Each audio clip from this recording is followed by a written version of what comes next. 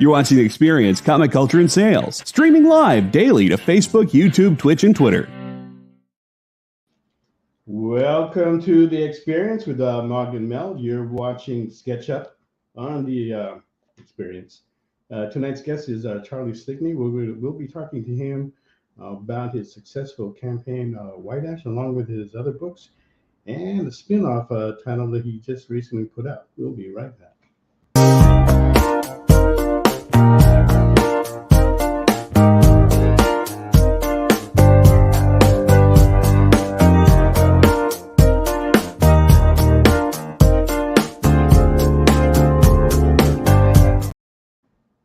Hello. Hello. Thanks again Happy for joining Thursday. us on a Thursday night. I hope you guys have had a wonderful week. We're gearing up to appear for Asian Invasion. That'll be our first appearance this year. Comic Bug in Manhattan Beach, California. So if you're there, feel free to drop by and say hello and check out all the new art that Mog will be putting out this year. That's just the beginning. And today's guest? Today's guest is Charlie Stickney. Hey, how are you guys doing? Hello, Mr. Wonderful. No, thank you. It's very sweet. You're so sweet. So how's it going for you for the new year so far, Charlie? I have to say things are going pretty well. I mean, I am very fortunate that, I do incredibly well on Kickstarter, which gives me the ability to work with lovely people like you, Mug, and, just work with some of the best artists in comics. And I'm very fortunate that it's one of those things where, I remember Field of Dreams. If you build it, they will come. And for me, it's like, if the Kickstarters do well, I can work with the best. And if I work with the best, the Kickstarters will do well. So together, it's a wonderful cycle. And I've been very lucky to be off to another great start as the year is going. Fantastic. And we hear that from the comic book stores that do carry your book, Nowhere Comics and the Comic Bug. Yeah. And, we're very happy with what you put out. You've got a very good product. And we're gonna get to that in a minute. But let's show the question here. Okay. What's the question? Here, read it. I know this is for local interest only, but did you get any snow? We got hail here. We out here. So JD, you're in the LA area. I think that's North Hollywood. Yeah, you guys got snow. I heard from a friend of mine in Cerritos. They got snow. They got hail over there as well. The mountains behind us, the San Gabriel Mountains, is speckled with snow. It's the most snow that we've seen on it this season so far. But other than that's about it. How about in your area, Charlie? I'm down near UCLA, and we got cold rain, which I think is kind of like the worst weather to get. I think like when there's solid precipitation, it can be fun. You can sort of bill it that way. But this is just cold and wet. And I walked to pick up my daughter today because she goes to the local elementary school, so it's in walking distance, which is usually nice here in California. But today it was not nice. Today I thought, you know what? We live in California and there's certain trade-offs. It's a high cost of living, but we get the beautiful weather. And today I felt like Los Angeles was not holding up its end of the deal. I wanted to speak to the management. I wanted to see if I could get a little bit of a refund on today. But unfortunately, that has not come in yet. I may have to file a class action. We'll see. Let me know when you do. We'll sign that with that petition with you. I felt the same way. I needed to go to the post office to get these packages out. And I did not want to go. Normally I go like every Wednesday, but I didn't do it yesterday because I was just so occupied with the work that I was doing. And I wanted to get these things out so that way the people get them, by the time the weekend comes. Right. I didn't do that. So I had to force myself to go out this morning and do that. And man, it was cold. You're so right about that. I wish I had worn like 2 pairs of jeans. Well, and like I actually had a batch of boxes that I needed to ship as well because I'm just finishing up fulfillment for my last Kickstarter. It's one of those things where it was the high class problems of having to ship over 1,000 packages. Oh my God. And so, I'm down to like the last 50 packages, and I had 12 that I was going to get out this morning, and I got ready to take them out, and then I looked out and it's pouring rain. And I'm like, I am not taking high-end comics out to the car in the pouring rain. I'll wait till tomorrow. So. And the thing was too that when I stepped outside, there was 2 packages right outside the door that were just drenched in rain. Okay, one package was from a friend of ours who we did a cover for, right? And I'm going, oh man, and it was in one of those comic boxes that normally people ship them out in. And I go, that thing was so soaking wet. I'm going, God, I hope he put them in a plastic bag, or else yes. this thing is just trash. Fortunately, he did. The second one was a statue that we got from Dynamite Comics from Nick Barucci, and I was pretty sure that was pretty safe too, because I'm pretty sure that he wrapped it up with stuff, judging it by the size of the box. But again, that box was just falling apart. Yeah, which just makes me think, like, I don't know what. I'm very careful. I mean, I think you probably are too, because we are in the business of creating comics, of creating things that are pieces of art, and you want to treat them with the love that in packing them that Mog or whoever else did in creating them, right? Yes. But then they get out of your hands, and who knows what happens next? That's the scary part, is that you have no control over that. You do not. Yeah. So. And for me, I've been kind of fortunate, because I was a dealer before I got into this with Mog, having a comic store, and then in the 90s when we went through that explosion with eBay, I learned a lot more. I already came in with a lot of experience before I got into this about packing and shipping. But when eBay came along and I was shipping all kinds of stuff, books, toys, figures, and all this, that's where I really learned how to pack, and how to pack well to survive anything. And so far that's been pretty good. I haven't had any complaints. We had this one customer we shipped a package to. It was $2,600 worth of original art, right? And I shipped it to her in December, okay? And then in April she goes, hey, I never got that package. What? So she did some research on her end. And then in June, a couple months later in June, she actually got the package. Okay. And I was worried, oh man, I hope it wasn't trampled on by that. But she said the package looked nice. It was still good. And everything was safe. And I go, oh, thank goodness. Don't have to try and compensate for that in any way. So that worked out well for us. But yeah, you get scared about like things like that.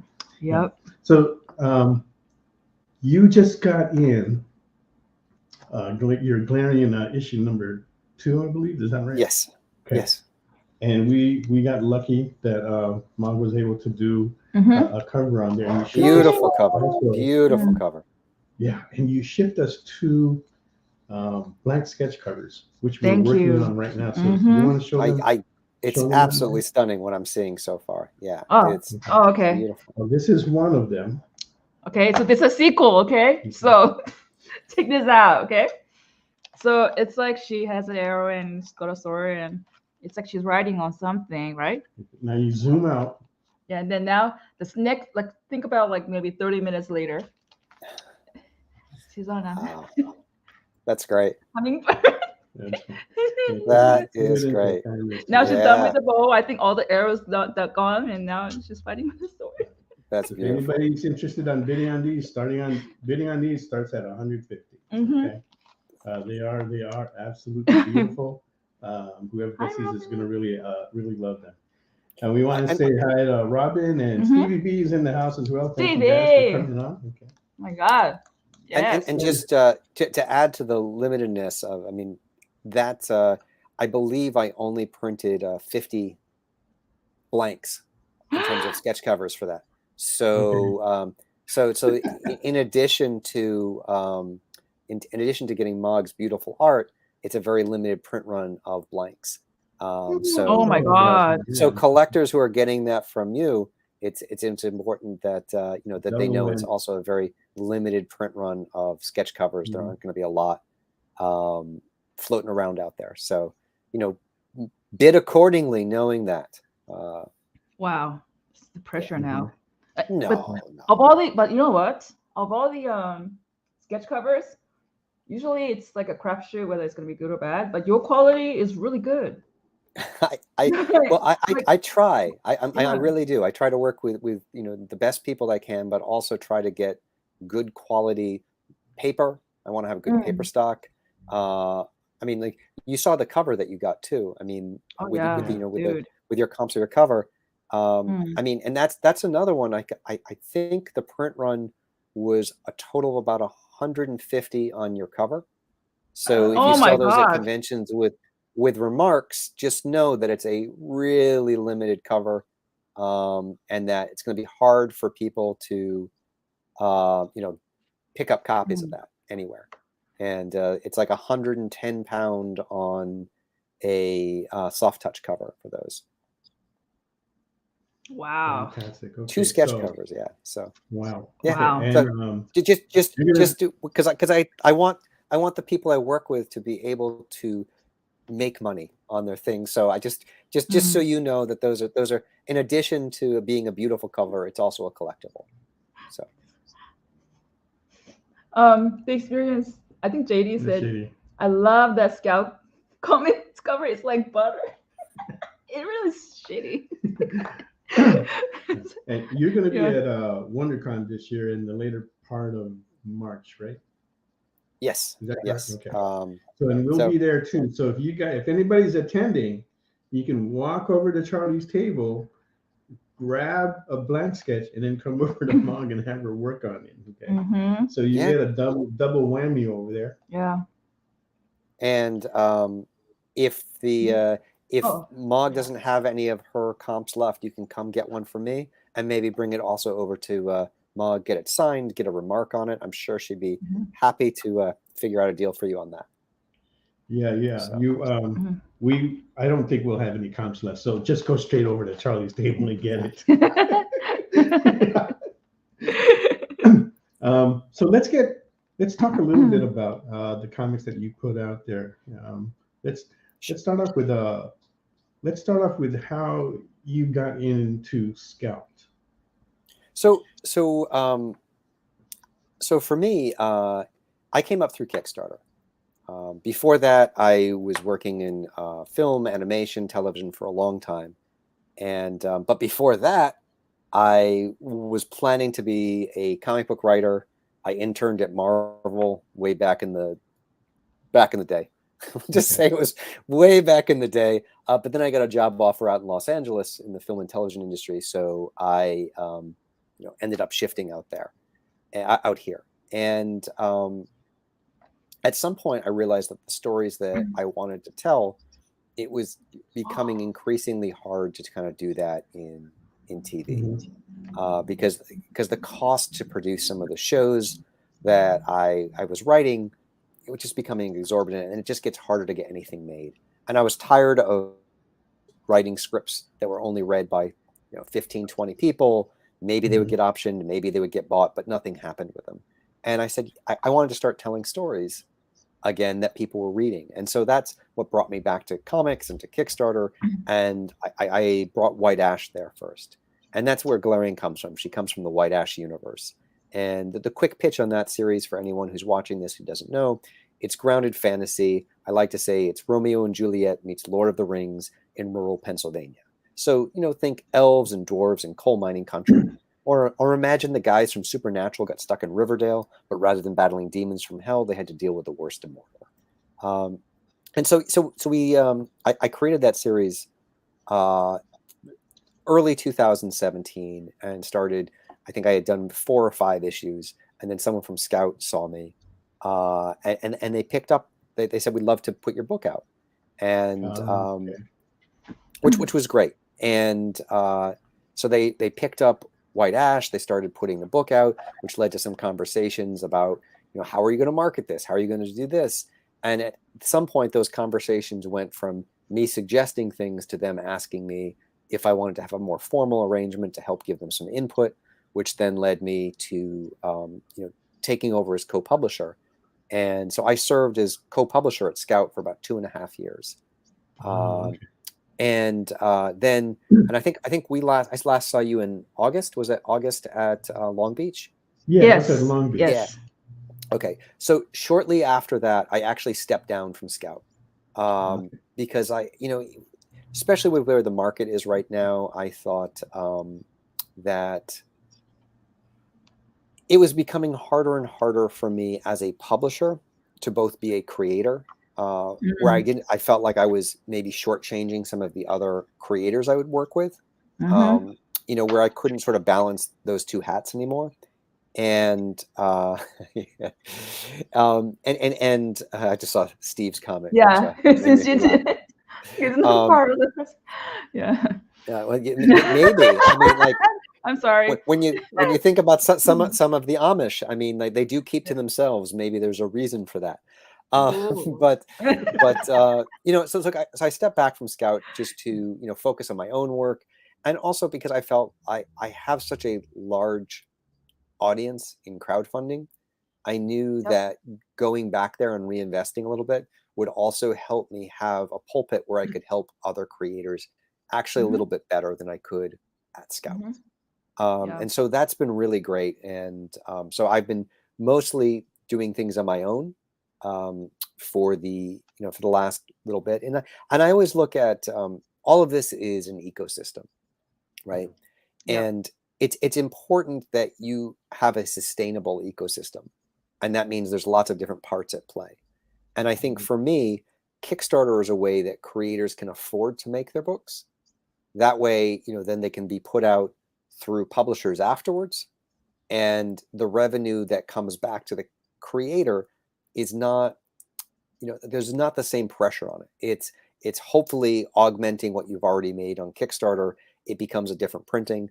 I always do a slightly different version with what I put out in the direct market versus what I put out on Kickstarter. So they are unique products, so people can get both. And I find a lot of my backers go and they get the direct market version as well. But we need all of these different parts to be strong. And if Kickstarter isn't strong, then creators can't afford to make their books. Then publishers don't have books that they can put out. And so like all of these things need to function together. And so for me, this is a high-end premium, hardcover that I'm doing right now. It's a collection of 8 short stories featuring Glarian. It'll have some pinups in it. It'll have, and that way, by doing this, it also raises money so I can tell more stories. And that's, I mostly put the money back directly into creating new content. And, and I'm very lucky that we have the fan base that we do, that people keep coming back to buy these stories. And it lets me both work with the best artists like Mog, and also to think long-term about what kind of stories I want to tell. Because when you're just relying on direct market income as a creator, you can only sort of plan so many issues ahead. Right. It's like, I think if the series does well, I might get 8 issues, but if I'm really, but most likely it's going to be 4 to 6. Right. Because you have a regular job, right? I just want to get it. This is not the only thing that you do. Is that correct? Well, I'm a writer, so I don't know. So I work full time as a writer, as a publisher, as in the comic space, in the entertainment industry. So I again, it's going back to that multiple revenue stream. Okay, so this is just part of the work that you do. Yes, but it's becoming an increasingly large part of the work I do, which is nice. But I have been freelance as a writer in one form or another for over 20 years at this point. Because I've written. I was a showrunner in animation for a while. I've written films for studios, so like I've done many different things, and I know, like, and it's just seeing the comment in the channel, like, about wearing one hat.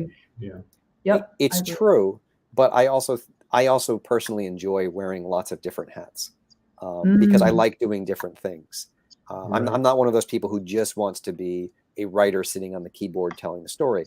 I also love interacting with people. I love helping other creators bring their bring their books and their stories to light. I love the Kickstarter experience. I love being able to interact with fans. I love doing podcasts. Like this is actually something I enjoy. Like I think some of us and some guests probably think it's a necessary evil, but for me, it's a chance to see people. It's a chance to meet fans. It's a chance to answer questions and be part of an industry that I think is going through some growing pains right now.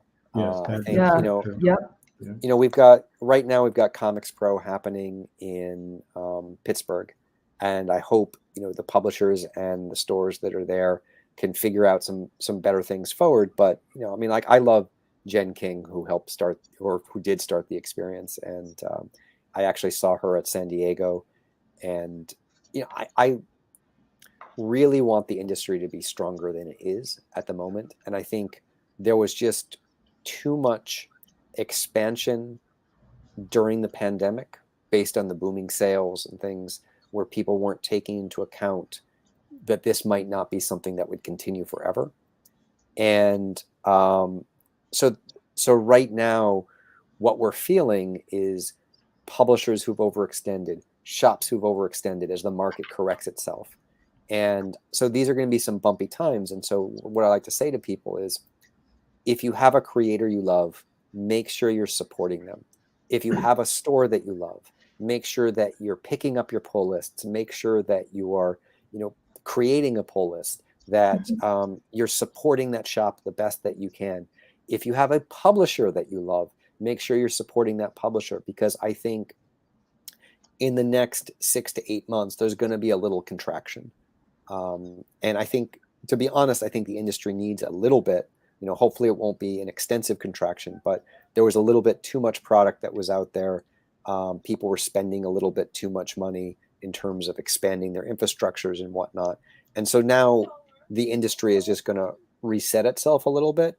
So make sure you're taking care of those people that you love, you're supporting them, you're supporting their work, you're making sure that as the industry finds new solid footing, that they're there to be part of that new solid footing.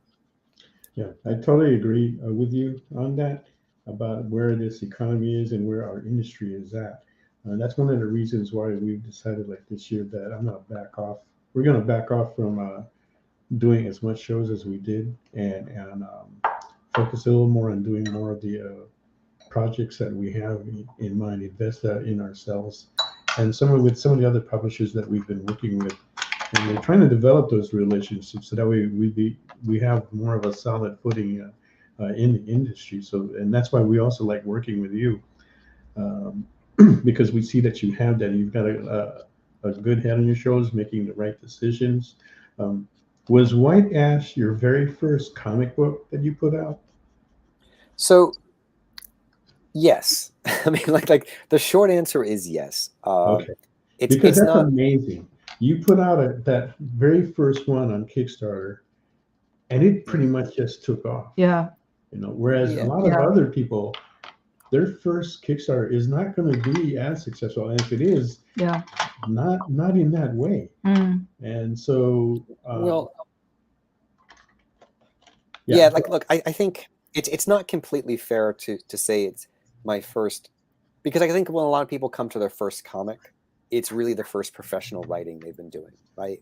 And so they're figuring out storytelling, they're figuring out episodic storytelling, they're figuring out how to work with other people as a collaboration, as a artist, as a writer, or it's the first time they're interacting with fans.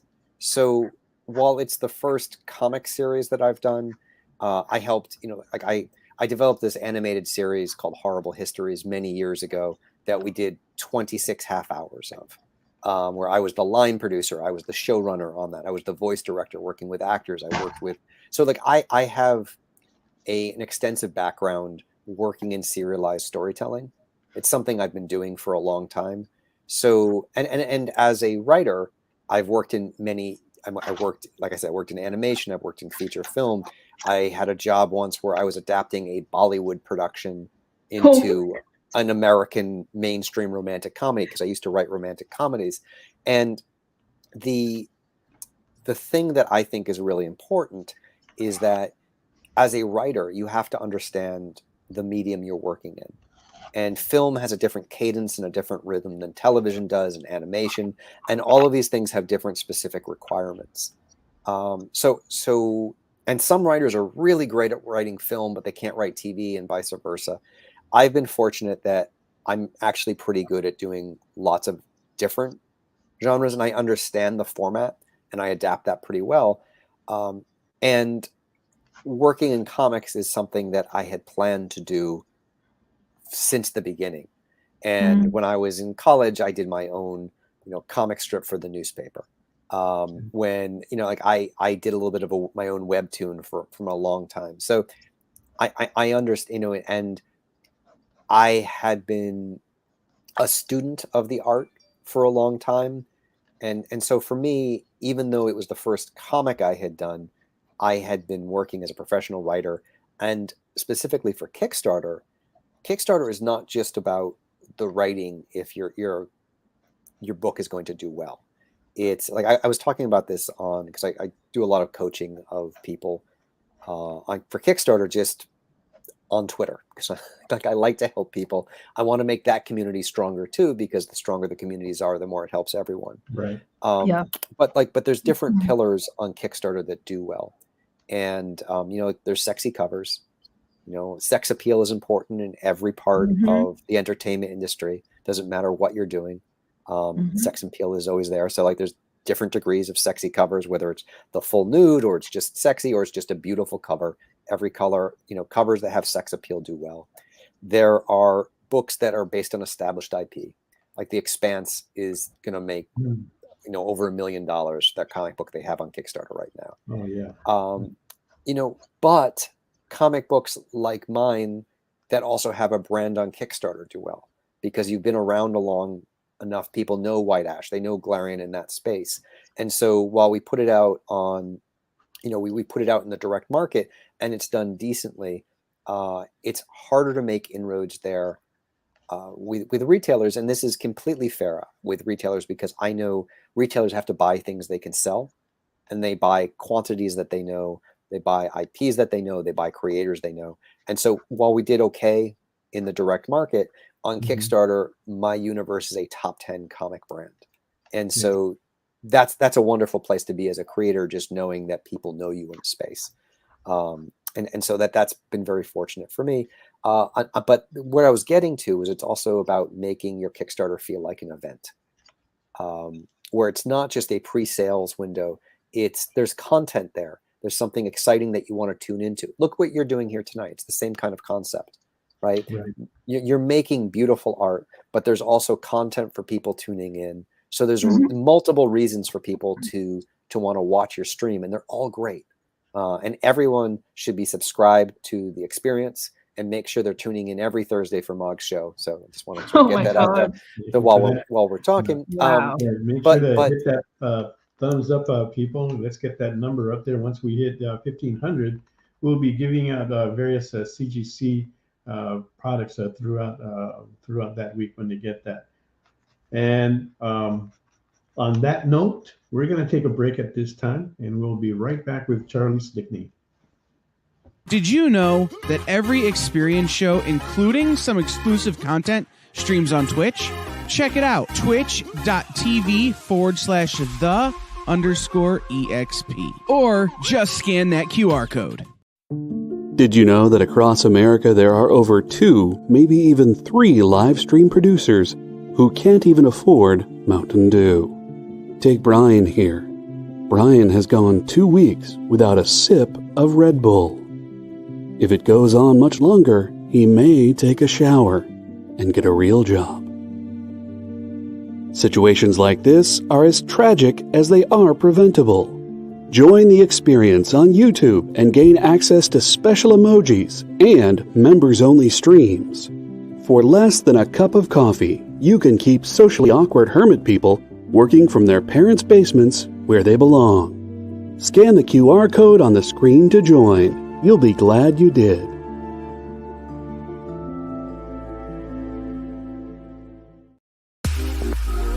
You know how when you go to Comic-Con, after Comic-Con, you go to the hotel bar, and there's a whole bunch of people playing music and dancing, and you've got Pikachu and Lara Croft Tomb Raider doing the cha-cha slide just down from Deadpool and Batman and Wonder Woman? That's every Saturday night over on the Experience Twitch channel. Join Taji Beats for the EXP Dance Party, exclusively on Twitch, twitch.tv/the_EXP.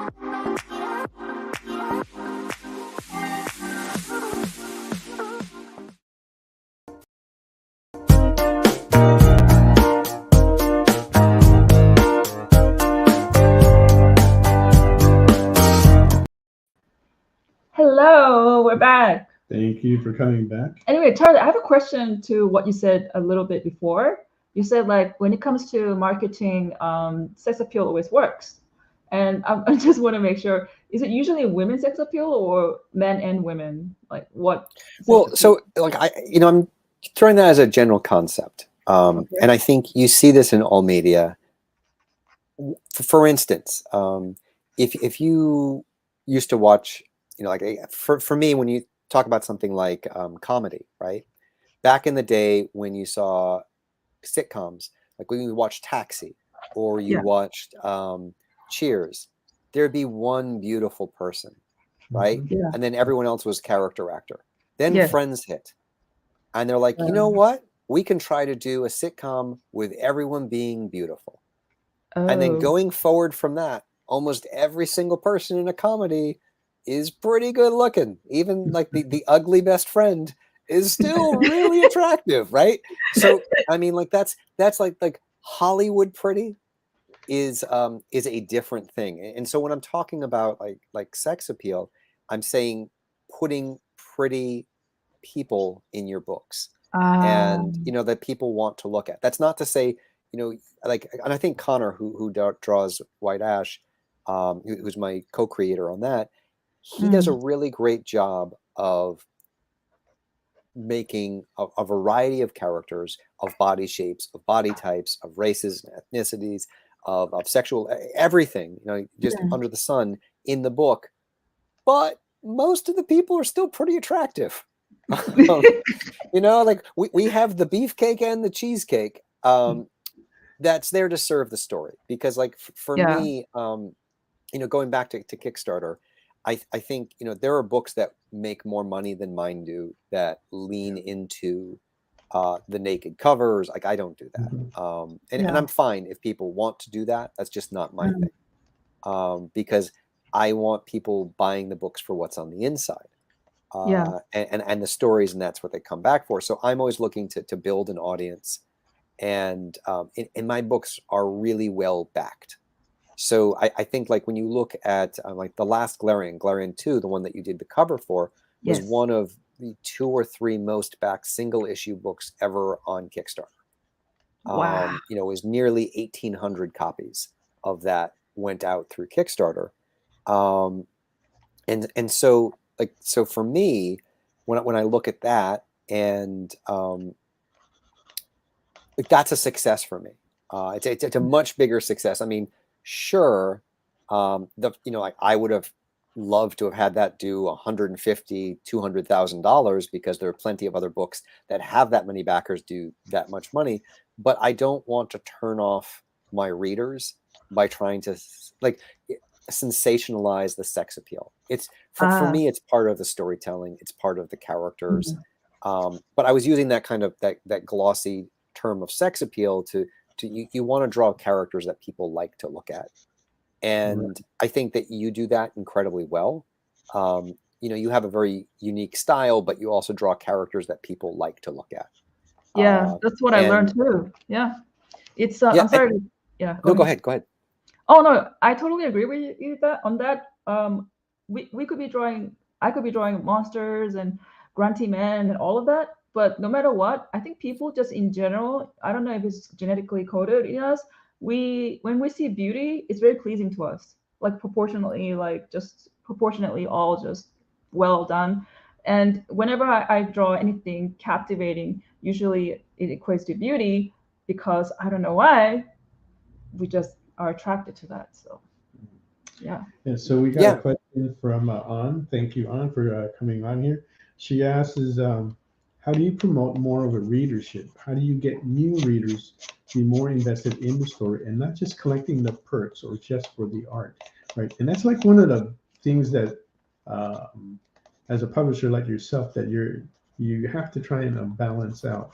And we're just talking about like the sex appeal. It's hard not to have some of that in there, but yet you're trying to create that content so that way people will not be just for the art, but for the story itself, right? And to me, that's going to have a better staying power, and you'll build a better base that'll follow you forward from there. Because the sex appeal, there's so much, there's only so much Harley Quinn art that you can collect and put into your books and on your wall, whereas the stories themselves, that's not going to be the case because each one will be unique and something that you can treasure. And I can relate to that easily with the comics that I collected when I was growing up in the 70s. They're still like dear to me, and I love the stories that I was reading back then. So from your end, Charlie, how do you answer that? Well, so I think it comes down to two things. It's characters that you're invested in and a story that you're invested in. You know, when those two things pair together, it creates something that people want to keep reading. This is, you know, comics are a serialized medium. So it's about creating those emotional and narrative cliffhangers at the end of each issue that keeps people wanting to come back. Right. It's about a relationship or relationships that are evolving that you want to see where they go. Like I said, I used to write romantic comedies. That was like the first genre that I loved doing. And a romantic comedy is driven by the will they or won't they get together, right? And you know going into it, eventually they're going to get together. Yeah. And then they're going to screw it up and they're going to get back together. And that's the same story every single time in almost every single romantic comedy. But it's then like, right. It's like, it is. It's how do you make that journey interesting? What actors do you cast that are charismatic enough that you want to carry it off? And you can sort of take some of those things back to comics. So if you want to know a comic that does killer cliffhangers, has emotional characters that you can invest in, and has sex appeal, let's talk about Saga, right? 1, 2, and 3, right there. And that is the biggest indie comic of the last, you know, aside from maybe Walking Dead. Like you could say one of those, but Saga, aside from having the TV show, you know, it's right up there, right? Yep. You know, so for me, when it goes back to storytelling, it's, you know, like when I went back to the pitch for White Ash, Romeo and Juliet meets Lord of the Rings in rural Pennsylvania. It's not really Romeo and Juliet, but it's about that forbidden romance. It's about people coming from two cultures who want to be together that are being kept apart, right? And so there's so much interest to see from the people who love the series, how, you know, will they get together? When will they get together? How is that going to work out? What's that dynamic? And what are the forces that are trying to keep them apart? And then the pitfalls that you put in their way as characters. And then I put a lot of the cliffhanger endings in. And so, and then it's also the sense of making everything interconnected that I think for me personally also really works. So, you know, when people are picking up an issue of Glarian, and the answer to the question is Mog is doing a sketch cover for Glarian 2, Glarian Origins #2. It's a mini series, like a year one of this character. It's a spin-off from the White Ash universe, the world's most dangerous elf. Oh God, what a beautiful cover you're doing there. Super so limited. Like bid on that for $150 right now. Yes. And we have. She's also working on a second There's one. a second one. It's a sequel. Okay. So this is a close-up, and then there's gonna be this one. And then you're like, what is she writing on? And then you see there's a fantasy aspect. We are still looking for an opening bid on the second one for $150. If you do want to bid on that, just say Glarian Bird, and then your bid. Okay. What about this one? Is Glarian one? Just Glarian. Yeah, just Glarian? And then pitch your bid. Okay. All right. So continuing with that, Charlie, you have it. The sex appeal part is not something that you've really attached to your comics. You haven't really used that too much. And was that a hard decision Well, for you? Go ahead. Was that a hard decision for you to leave that out, or was that just something you said, no, I'm not going to do that at all? Well, I mean, I do think that the series that I do have plenty of sex appeal. And I think when it comes down to, like, let's say if you're looking on Kickstarter, because there are a lot of naked covers, right? And if we're talking about naked covers, that's not a hard decision for me, because the kind of covers that I love are usually ones that are motivated by moments in the story.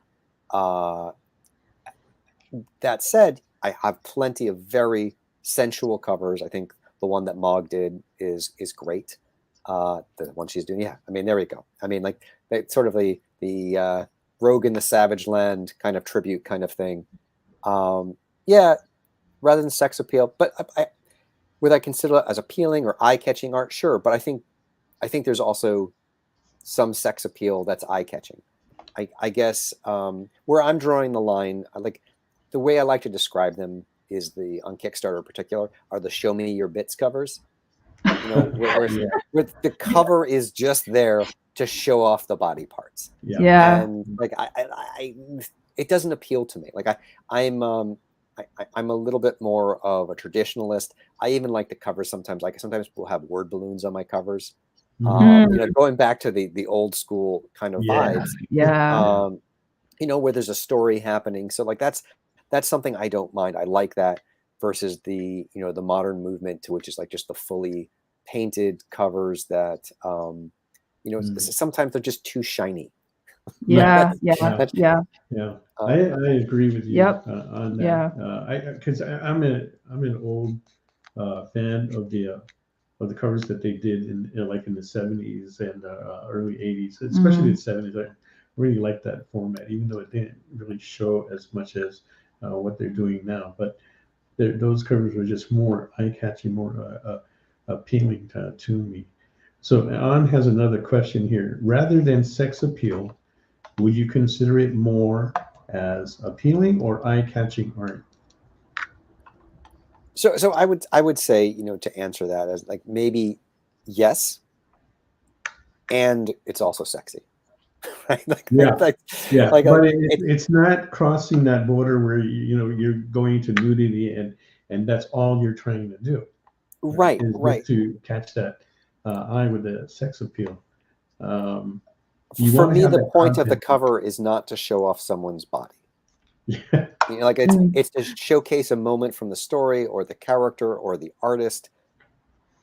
You are going to sell more covers. Like, and this is just like numbers. Like if you have a cover that has a woman on it in a comic book shop, you're going to sell more than other things. Like that's just, and the same thing on Kickstarter. If you look at the biggest projects, they all have the project image of a woman on them. I mean, it's just because I think men want to buy comics with women want to buy comics with women. Yep. We all agree. Yep. Women are wonderful. Yeah, they are beautiful to look at. Totally agree with that. Okay, but it is nice to have the women in this coming in now, as customers buying comics, and that they're even buying sexy women, right? Because that's something that we didn't have before. Like attending cons in the 80s, it would just be all guys there, and it was always a struggle to try to bring women in, which the publishers were trying to do. And I remember, what was it, with when G.I. Joe came out, women actually started coming in to buy that comic book, and they were actually reading it themselves. Okay, but a majority of them started reading that because they bought the comic books for their son, because they loved G.I. Joe and it was something that they get into. But as they read that to their son, they really got caught up in the stories from like G.I. Joe. G.I. Joe #1 went to like 27 reprints in that series. It did an amazing number of reprints. And I remember going through that period and thinking, Jesus Christ, when are these reprints going to stop? But they just kept on coming and it was because of that, right? The people that were buying didn't really care that it was a reprint. They just wanted to read it. And the content on that was phenomenal, that the people could pick it up, and that's what it just had a good staying power, and they had a pretty good run on it. Yeah. Well, and I also think the other shift that's happened is there are more women who are artists working in comics today than there have been, in the history of the medium, who are prominent figures doing cover work, doing interiors for comics. And I think that's also where you get back to, appealing covers, with eye-catching art that can still be sexy, but the point of them is not to be sexy. Because I think sometimes when a woman draws a beautiful woman, there's a different POV, a different focus that's sometimes put on the image, and it still can be a very beautiful naked woman, but it just feels different. So for me, I often try to work, especially when it comes to Glarian or any of these characters that I think have a little bit more of their own empowered sexuality. I try to work mostly with female artists to draw them. Isn't that weird? For some reason, it's not always, but majority, I can always tell if a woman drew the women or a man drew the women. I don't know why. There's something about it. Can you, Mel? Can you tell? I can't tell. I can tell. Yeah. So I think Charlie, you said you can tell, right? Yeah. I can tell. I mean, you can look at a cover, at least, or I can look at a cover, and I can tell. You can look at what the focus is, and sometimes the focus. This is when you're coming to, even if there's clothing on the cover, the focus is on the body parts versus then the organic whole of the pose. And I think when you start trying to show off certain attributes more than focusing in on the drawing as an organic whole, that's a different perspective. Wow. Good answer. I love that. Yeah. Right. Yeah. It's so we're gonna talk more. We're gonna get into Charlie's comics with White Ash, get a little bit more on that. But right now we're gonna take a break. But before that, let's take somebody was asking. I think that's a question or something. Right. Well, let's get to this first. Oh yeah. Right, so this is Glarian number one. Just say Glarian number one. That Mog is drawing. It has a bid of 150 on it. We are taking bids of in increments of 5. Yeah. And then if you could show the second cover. Please. Oh yeah. Hold on. Okay. So this is just like just type number one. It has to be higher than 150 now, right? And then this one, oh sorry. This is the sequel I've been working on. So it's the same character. So this is more of a close-up. She's writing. And then this is like far away. Right, so there's like a camera zoomed out so you get a bigger picture. And then you see the hummingbird that she's on. And while she's in, now she's using her sword. So on that note, we're going to be right back. We're here with Charlie Stickney. And we'll see you in a little bit. Yes. Why was Princess Zelda sad after watching a bunch of YouTube videos? She couldn't find the link in the description. We'll stop if you subscribe to our YouTube channel. It's super easy. Click subscribe and click the bell when you do. And thanks for supporting the EXP. You just finished the last episode of your favorite news show, and you just have to talk about it. But all your friends are ghosting you because of that incident last week at the buffet. Oh, you know the one. What you did to that chowder. Ugh. Keeps me up at night. So what do? Join writer Dan Wickline as he breaks down all your favorite pop culture media. Whether it's a review of the latest nerdy TV show or a dive back into the history of your favorite comic characters, Dan's ready to discuss all the hottest topics live. Join the conversation as Dan live streams Tuesday through Thursday at 5 Eastern, 2 Pacific on Twitch, Twitter, YouTube, and Facebook. The Dan Wickline Show on The Experience. Comic culture and sales.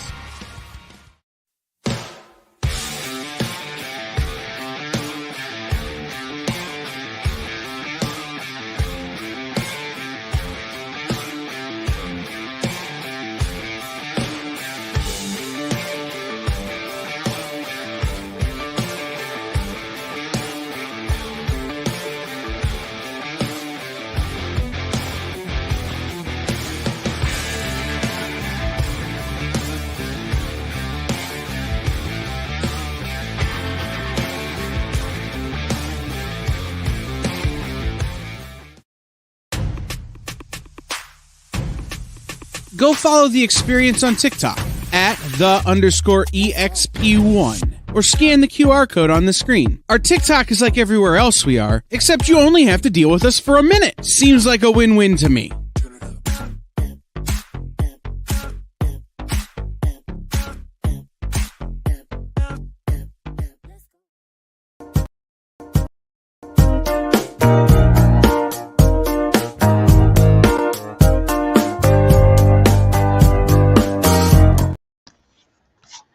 Welcome back, everyone. Yes, You're on thank you. SketchUp. You're watching us on the experience. If you're going to WonderCon, you'll see Charlie and Mog there, so you'll be able to pick up the books that he has, White Ash and Glaring, along with some other books that he has there. Let's you like talk gave about us already a pitch already on what Glaring what White Ash is about. Okay. And then you got this spin-off book of Glaring, the baddest elf in the world. Yeah. Can you tell us a little more about that? Yeah. Let's Sure. pull up his So- campaign. So the Kickstarter is currently running. It's 8 short stories that are collected in an oversized hardcover edition, and they follow her early wild oat sowing days in Elfheim to her latter years as a resident of White Ash, Pennsylvania. And each of the stories is self-contained, but together as a greater whole, they tell an arc of her life. And you don't have to have read any White Ash before to enjoy the ride that you go on with this. But all of these stories kind of inform the greater narrative that I'm doing.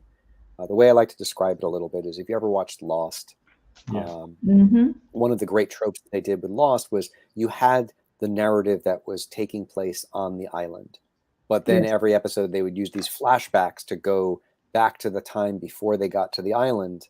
And what you would learn there from those flashbacks would recontextualize the current narrative that you were watching. Yeah. And that's kind of what I'm doing with Glarian, because while the White Ash story takes place modern day in White Ash, Pennsylvania, there are all these things happen back in Elfheim and before the characters came to White Ash that are, that I'm telling through these Glarian shorts, that I'm telling in this Glarian Origins miniseries. And so while each of these things are their own standalone stories that you can just read and enjoy without knowing how they fit into the greater narrative, they do inform other things that are going to happen in the future and make it feel like a richer world. And it's all interconnected, but again, designed to be modular, so you can just read this part, but if you read them all, you get a lot more story. Right. Welcome, Ron, to the show. Thank you very much for joining us. Hello. Charlie, you have other books. What are some of the other books that you put out? So besides White Ash and Glarian, I also have a series called The Game, which I like. The quick pitch of that is, imagine if Sam from Quantum Leap jumped into the body of the Highlander and had no idea how he got there or what was going on. That's just kind of like the feel version of it. The more granular pitch is it's about a guy who on his 30th birthday all of a sudden starts seeing this scoreboard that's floating in the air, following him around, that's tracking everything he does, every choice he makes. He gets the vanilla ice cream, he gets 5 points. He gets chocolate, maybe he gets 10. And so it's like this maddening thing that seems like a cosmic joke. I mean, imagine you're on the best date of your life, or at least you thought it was, until the scores start slowly rolling in, live tracking how that date's going. Like that could be good or it could be horrible. So he's living with this. And again, what feels like it's this cosmic joke, you slowly start realizing that, or he starts realizing that people think he's player number 3 in this game that's been going on for about 1,000 years. And now he needs to figure out why they think he's this player, what's going on with this game before someone kills him. And so he's just been basically thrown into this cosmic game, and he needs to figure out the rules on the fly and what his place is in it before everything goes, pear-shaped. And of course, like it's high stakes with this game, the fate of the universe. But it's more grounded storytelling, which is what I like to do. It's big sci-fi set in Boston, and the same thing I like to do with fantasy. I mean, I love Tolkien. I love Game of Thrones. I love these big fantasy worlds. But I think sometimes you lose people because they have trouble gaining entry to these worlds. Like they're just too big for them, right? Mm. And so what I like to do is I like to do fantasy creep or sci-fi creep. So I start out with the story with characters you understand, and then those elements slowly start creeping in, and the story becomes a bigger and bigger fantasy or a bigger and bigger sci-fi thing as it goes along. But it starts with a place that's relatable, that's grounded, so that people who are reading that can sort of go on the ride. Very good. And when we were talking to you in Long Beach, you also had another romance series that you're doing? So I'm doing another. This is very different, but it's more of a thriller that's in the vein of The Girlfriend Experience meets How to Get Away with Murder, which is about it's about a young freshman who's at an elite liberal arts college who's a journalism student who uncovers that there's a call girl ring, high-end call girl ring being run out of the university using some of the students as escorts. And as she sort of dives deeper into it, she starts becoming friends with these people. And then it's a question of, this could be the scoop of the lifetime, but but she's starting to feel attached to these people. And then there's also a girl who's missing. So did something nefarious happen to her? So it's not just the call girl ring. There's what seems to be a murder mystery that she's investigating, and she's getting tied up all in that. So that's a 12-issue maxi series, which is sort of diving into that. We're almost finished with the second issue, so that should be coming out later this year as well. And before I forget, thanks, JD. He's got the link up here on where you can back Galarian Short and Deadly. So if people want to do that, we encourage you to. That's a great place to get started to get some of those stories about Galarian. And is there a website that they can go to look at all the books that you have to offer, Charlie? I want to get to that before I continue here. Usually, right now it's redirecting to the Kickstarter. Okay. But when it's not redirecting to the Kickstarter, both White Ash Comics and whiteashcomic.com are both websites that people can go to. All right, so there you have it, people. And I do want to encourage. And then with all my campaigns, I do try to offer tiers where they can catch up with everything, or just catch up with your favorites. Right. I know I need to catch up because we picked up that volume 1 of White Ash last time, and to check it out.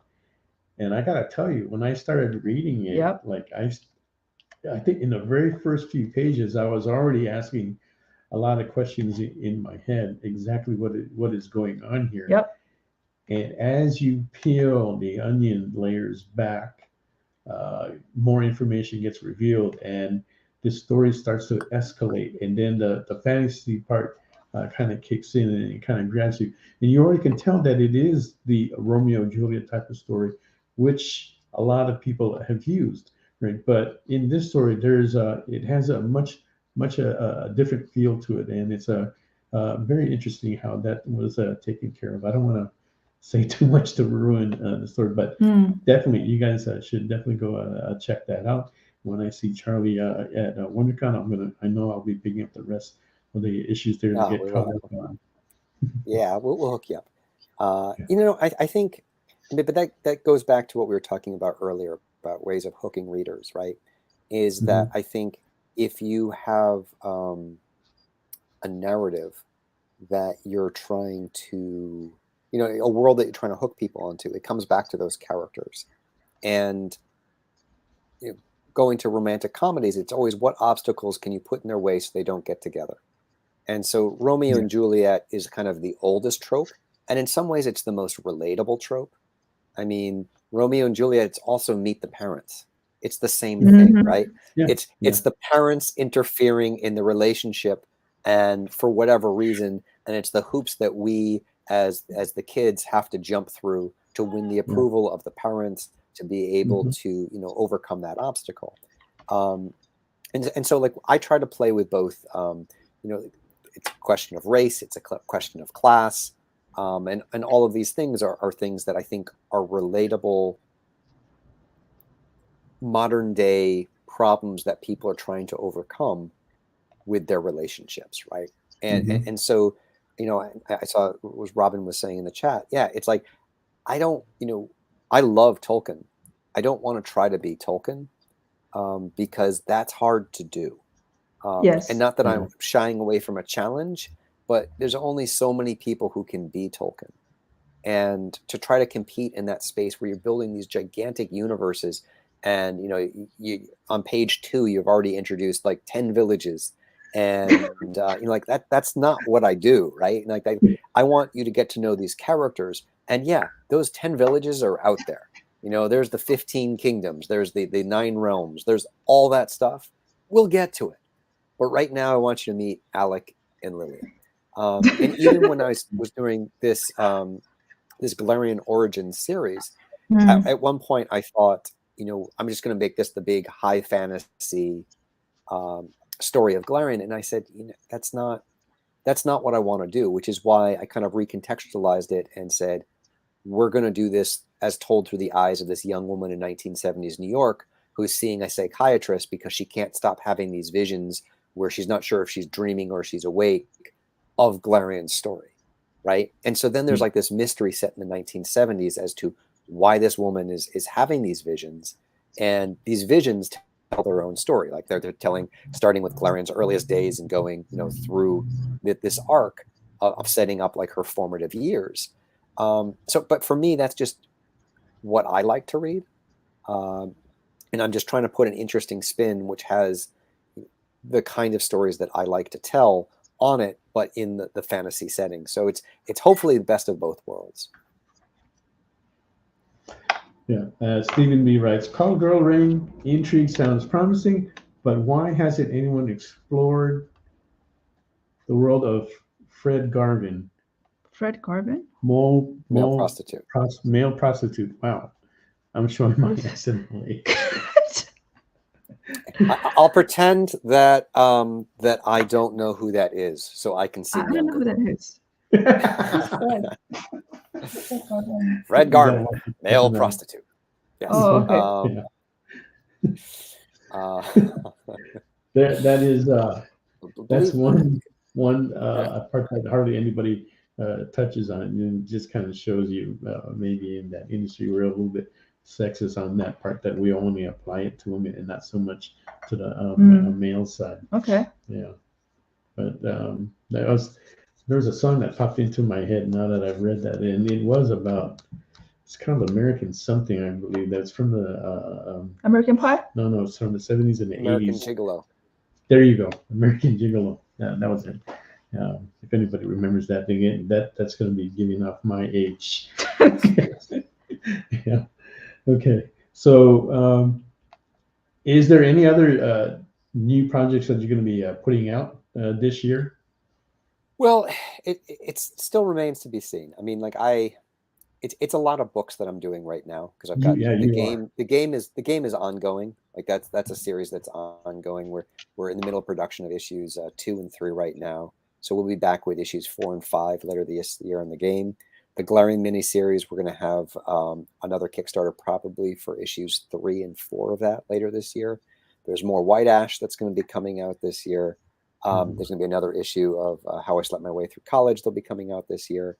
And then on top of that, I have a couple of other Galarian stories that I want to tell that I'm looking to put into production as well. Maybe some OGNs of those. And then there's other stuff I want to do. It's just a matter of bandwidth and time. I have a big epic sci-fi series that I may do. And then like this is the thing that I would really like to try at some point, but I think it's a harder thing to do in the comic space, is that romantic comedy kind of material that I love in film. Stories that I've written a lot of. I think trying to find one of those that could work in comic form, and that's tough. It's really tough, and I think it would be very artist dependent, because so much of what makes a romantic comedy work, besides the dialogue and the setup, is the actors, or are the actors, depending on, you have to want to watch and want these people to come together. So if you don't have, Reese Witherspoon circa 1998 when everyone wanted her to be the it girl, or whoever it is, that people are excited to see, Meg Ryan in the day, like you want to see these people get together. And that's the story you want to see. So that's some kind of hurdle you have to overcome if you try to do that in comics form. So I'm tempted to try that because I do have a couple of those stories that I'd like to tell, but we'll see if I can find the right one for comics. How many books do you have now? Well, so with White Ash, do you mean like individual issues, or do you mean different series? Different series. So there's White Ash, there's the Glarian miniseries, there's the game, there's How I Slept My Way Through College. So I have 4 series that are currently going that I'm both producing and writing, and then things on top of that I'm looking to do. Oh, and I also completely forgot. I also write The Adept for Immortal Studios. Oh yeah, that's right. That's for Peter Chow. That's right. Yeah. So, and that's right. going to be coming out through Dynamite later this year as well. Okay. And so so there's a whole nother series and a whole nother world of characters that I can just. It's nice because I can just be the writer on that one. Yeah. Yes. And I don't have to worry about the marketing, the sales, and all of that for it. But so there's a whole nother series and world that I'm working with. Right, and that's another one I picked up. I didn't know that you were the writer on that book. Yeah. But the way how it got pitched to me when I was talking to Peter, and I said, okay, let me pick this one up. Okay, it just really intrigued me. Right, so when I got home, I read it. Go, oh, this was pretty darn good. So I flipped the page back and said, so who's the writer on this?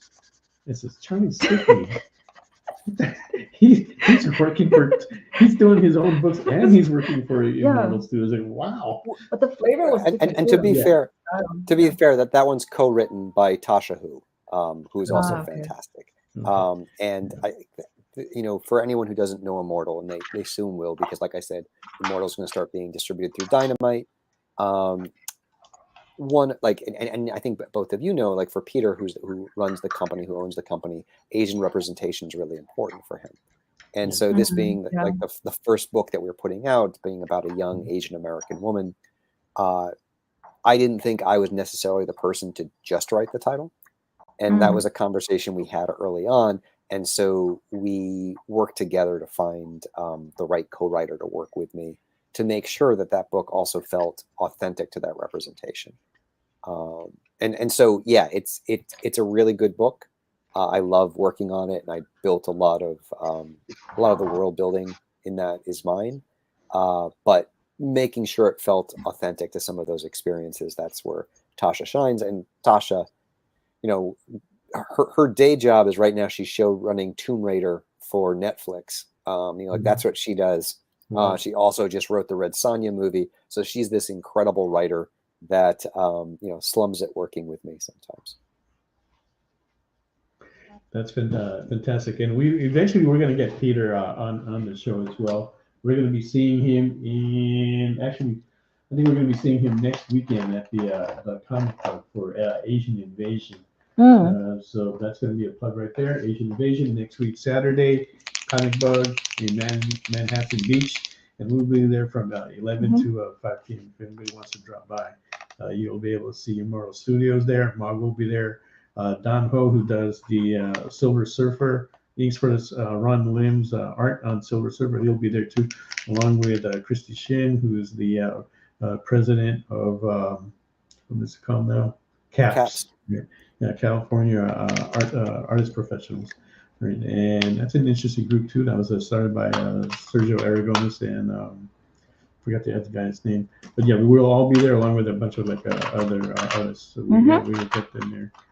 And let's see. JD goes, don't forget both the cover you're watching, Mog Draw. Oh yeah. Okay. So we got a current bid on this right now of what you see Mog has. That's at 150. We're looking for the next bid of 155 or higher. And the of the cover, Mog, if you care to show that. So this is the same character on top of a hummingbird that she's running, a giant hummingbird. It's like a sequel. In a battle. Okay, so we are looking for an opening bid on that for 150. If not, we'll be showing that off at Asian Invasion and WonderCon. Okay, and Did you find that? What are your main struggles now, Charlie, being a self-publisher? What gets you the most right now? What's your struggle here? So I think I'm in a very privileged position that I have a big fan base. So I don't have the financial struggles that some people have because my books sell, and that's a wonderful thing to say. And I don't take that for granted or think that that will always be the case. But at least for right now, I'm in a very good position in terms of the books that I put out, and I make smart decisions about them in terms of the people I work with. And so I'm able to, keep putting the product out. I would say the hardest thing is fulfillment. I think if I had my own staff to work with to do the packages, it's a high class problem to have, but to say, yeah, I had to ship out close to 1,200 packages. That's as problems go. Oh God, right? But when you're talking about and I think the problem of that is it takes me away from doing some of the things that I would be better at doing, or that my time would be better spent writing or producing, working with other people. So that's where I think I need to be smarter going forward about how to do that. I have little things like my kids are old enough to help with the bags and boards. Now, I won't have them put the comics in the bags and boards, but they can prep the bags and boards for me to put the comics in. Yeah, it's fine if the comic bag gets poked a little, but we can't have them folding, putting creases on the comic book. Don't put your hands on it. That's right. Mind you, I pay them. It's not child labor. I guess it is if I pay them, but that's their allowance. They earn it. Right. Yeah. We do the same thing with our son at that time. He'd come up to us and, "Hey, Dad, how can I make some money?" And growing up, I knew how that is. So I said, "All right, here, do this, and this, and I'll pay you so much when it gets done." He'd tell me like what he was wanted the money for. So I said, "Okay, that sounds like a good cause." I don't want to encourage him that you don't have to do anything bad. You can do something good that's worthy, and you can also learn from it and to get what you want.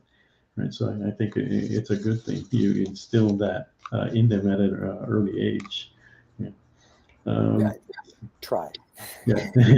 We all try. It's based that. Yeah, you can only do your best, and you hope for the best. Yeah, that's pretty much it. Now, JD writes, as a TV writer and producer, what do you think of the DC Studios announcements? Are you excited for anything? Oh. Well, I will say this. I was really happy that they added an advertisement for the comics that have inspired these shows afterwards. I thought it was really great that James Gunn has been cognizant of that, of the disconnect between the media that these companies are producing and the stories that that are the inspiration. And I know that put a huge boost in sales of those books for stores and for also for online, and that helps the creators. So that was great. So I think for me that's the most important thing that came out of that. In terms of things that I'm specifically excited for, it's hard because I feel like with all the turnover that Warner Brothers has been going through and the lack of a unified vision that they've had for their products in terms of in the film space, there has been so much turnover that it's very hit or miss and nothing feels like it's part of the same universe, right? And so the things that I might like all of a sudden the next thing comes out. Like Marvel, for better or worse, everything feels like it's in this range, right? Like there's the high end Marvel and there's the low end Marvel. You kind of Yeah. like it's that really good sandwich that you go to a deli that you make, and sometimes the guys who are working there do the good version of it. Sometimes they do the less good version of it, but it's still the sandwich you like, right? Yeah. And I feel like with DC, you go in and you order the sandwich, and sometimes they give you sushi. Sometimes, like it's a pizza, and sometimes it's the good sandwich. You just don't really know what you're going to get. So I'm cautiously optimistic. I like James Gunn as a creator. I think like I really liked Suicide.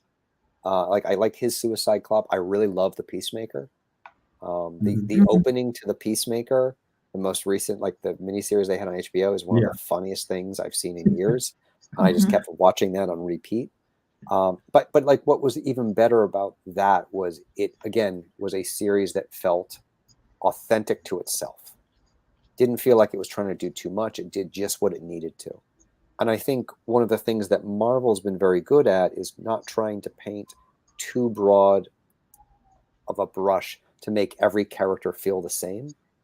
And I think DC was making like I don't want to like cast aspersions on that movie, but my version of Superman isn't as dark and gritty, right? And I think there was a dark and gritty superheroes are selling because of the Dark Knight Returns. Let's do that for Superman, and that's not Superman to me, right? Yeah. And I think there's too much. There's been too much of that corporate speak into it.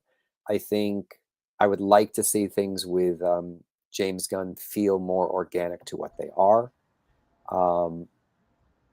That said, like I'm excited for it, but I'm looking forward to it. But as much as I love Marvel and DC, and I grew up as a huge fan of both Marvel and DC, as I got older, I gravitated towards indie comics for very specific reasons. And, when I was reading Marvel, my favorite book was The Incredible Hulk. And that was because Peter David wrote it for 12 years. Yeah. And it felt like a unified story. It was the same character going on a journey. When I loved the X-Men, it was because Chris Claremont wrote it for 15 or 17 or whatever many years he did. And, and I get, these characters are archetypes that are being curated by different writers who come in, which is great because you have different interpretations for different generations and you've got a constant turnover of ideas. But the flip side is, like the Spider-Man that I fell in love with is no longer the Spider-Man that he is. And that's fine. You want these things to evolve.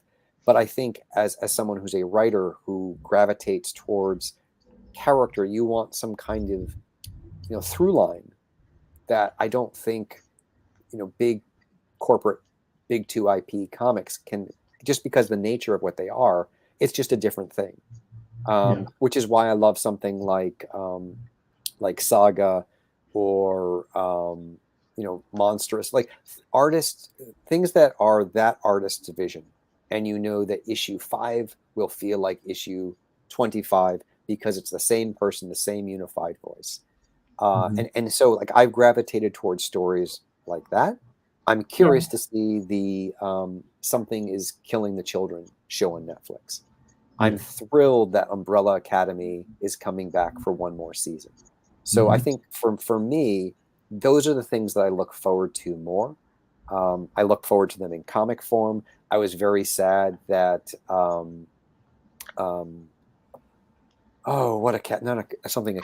Umbrella Academy. Paper Girls was great too. I'm just also thinking of, there was one like an Assassin's Club, and I can't believe I'm blanking on it because I've read like was it 7 or 8 volumes of it, and it comes out through Image.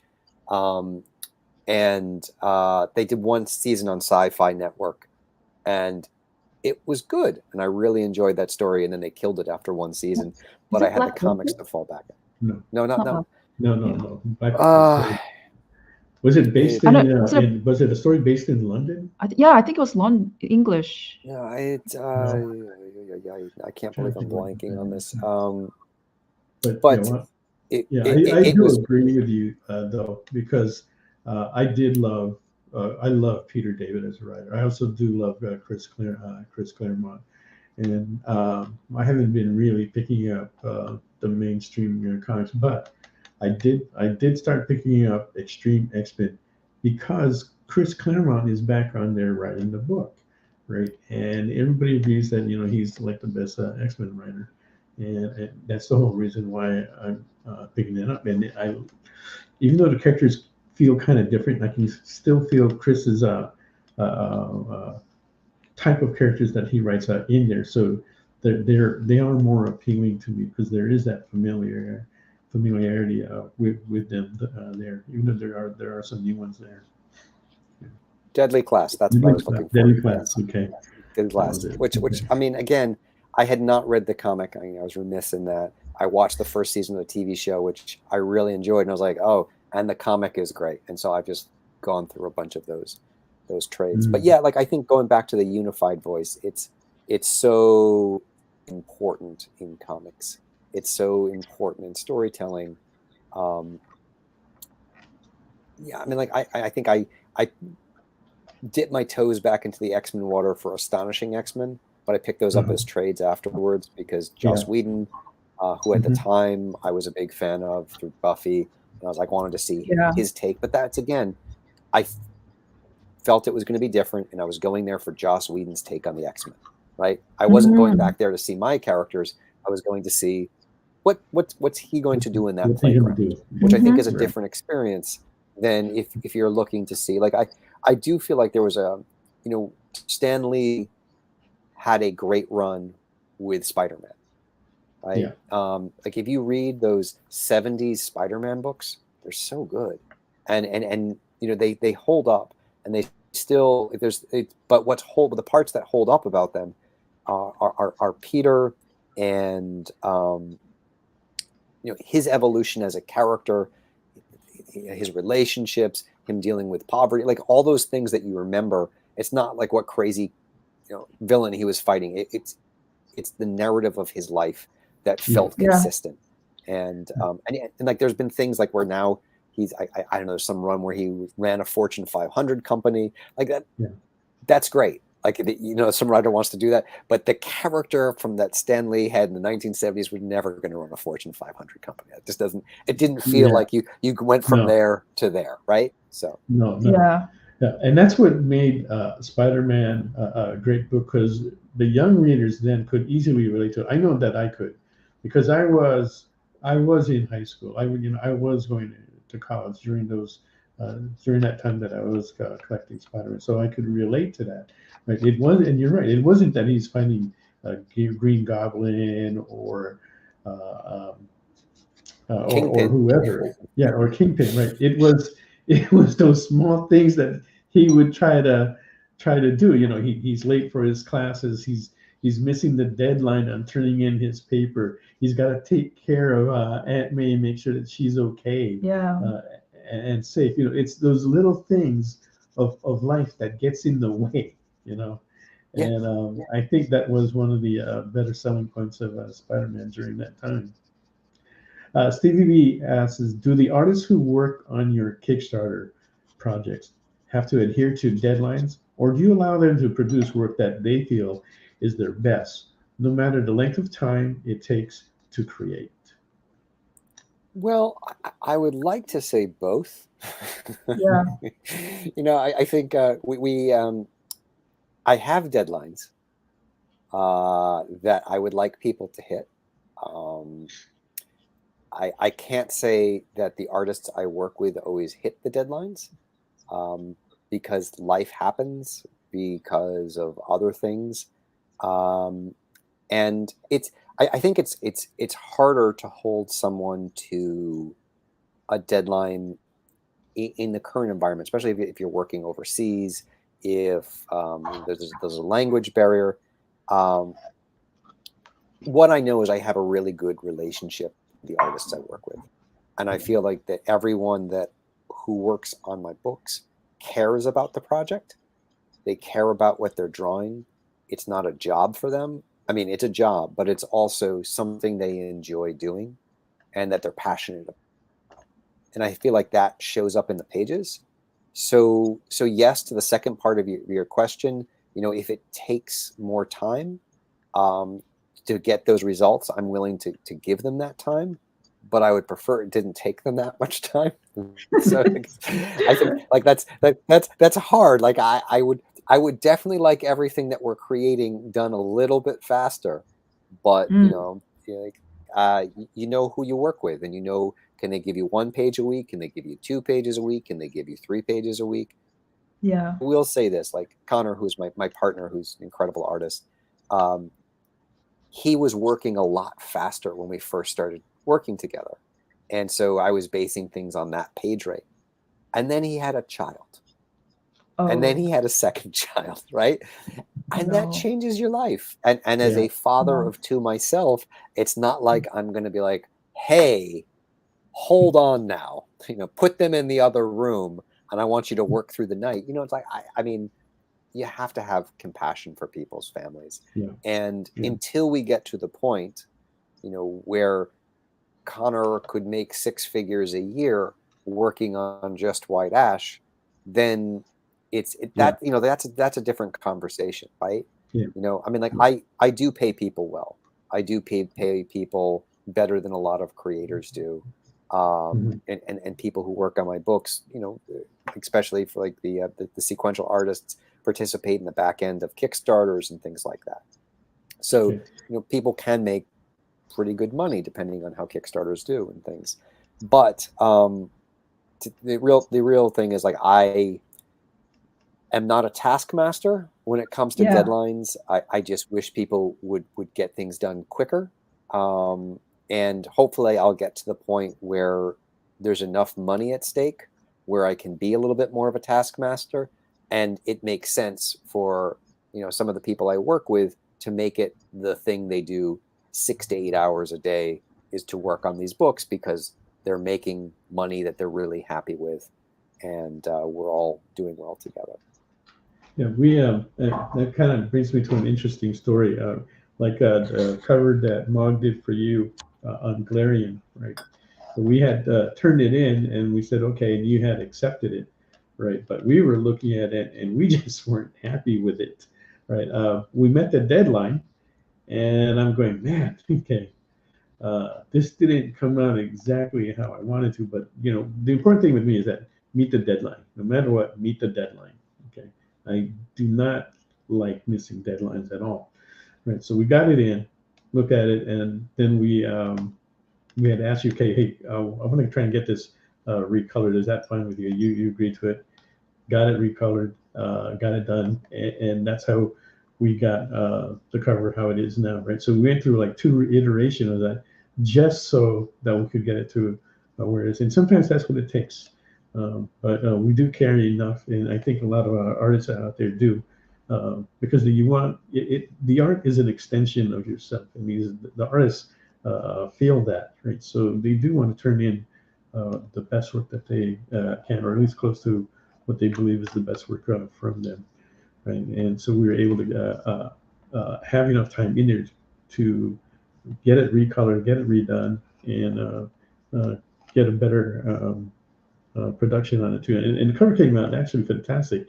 Better than it looks better than the original art that Oh yeah, I didn't color it. Yeah. Right. Oh yeah, the coloring was done by Connie Jolitz, if anybody's interested in that, from Hawaii. She's a friend of ours now, and I am trying to get her some additional work as well. But yeah, so you can like check it out for that. Yeah. That's a good question. I think really appreciate that. I do think that there's also a difference when someone feels like that it's just work for hire, and when you feel like it's a collaboration, right? Yeah. And I think for me, that's I always try to use the term, I'm collaborating with this artist versus this artist is working for me, right? And even in like how I try to parse those phrases, I want to say that because I want everything that an artist does with me to also be a showcase for the artist. I want this to be. Yeah, that's exactly how we feel too. Is that even though if we're just like doing one cover on an issue, it's a collaboration, right? Mhm. And it's for that reason that when the art is done, our work does not stop there. We're going to go ahead and promote as well. I know not a lot of other artists do that, and we're not trying to put them down, and we're not saying that they should. That's just a decision that we've made on our part. That if we're part of the project, then it is a collaboration, right? And we're in it as well, right? And for that, we go ahead and promote it on our social media and wherever, if we appear on a podcast, we'll go ahead and announce it as well. And we always offer the publishers, like, if you want something else, let us know, and we'll do our best to try and get things done and helping to promote the book. So I think it's mostly because artists are not very good at business. Marketing is a huge part of business. I don't think they're intentionally thinking, oh, I'm not going to promote this person. no, It's no. just they're so not used to thinking that way. I think that's most of the Yeah. reason. I think some of the extent, I think part of that is true, right? But Yeah. Fortunately for us, we are able to do it like a little bit more, and that's actually the fun part for me, is that when we can participate on that. And on that note, we are going to take a break, and when we come back, we'll continue this with Charlie Stickney on the last segment. Okay. Right. Join the party. Head over to our link tree to find all the links for everywhere the experience is all the time.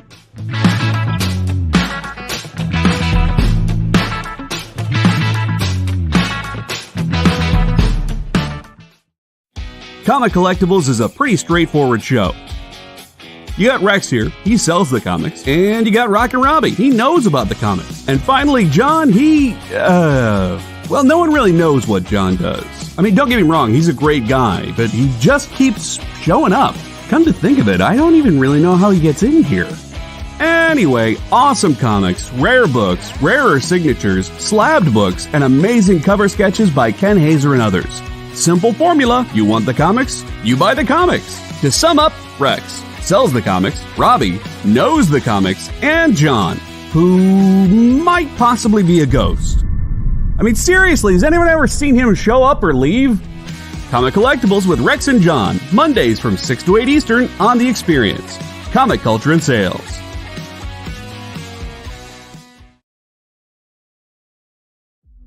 What if Hans Gruber from Die Hard had to battle the Joker from Batman the Animated Series in a dance battle?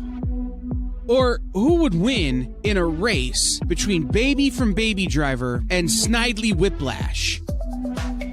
If Austin Powers and Shrek found themselves in a hot dog eating contest, who would emerge victorious? These are the questions we talk about on Nerd Killer Warfare. Debate the most absurd questions you've ever heard in popular culture. Register now by scanning the QR code or visiting bit.ly/EXP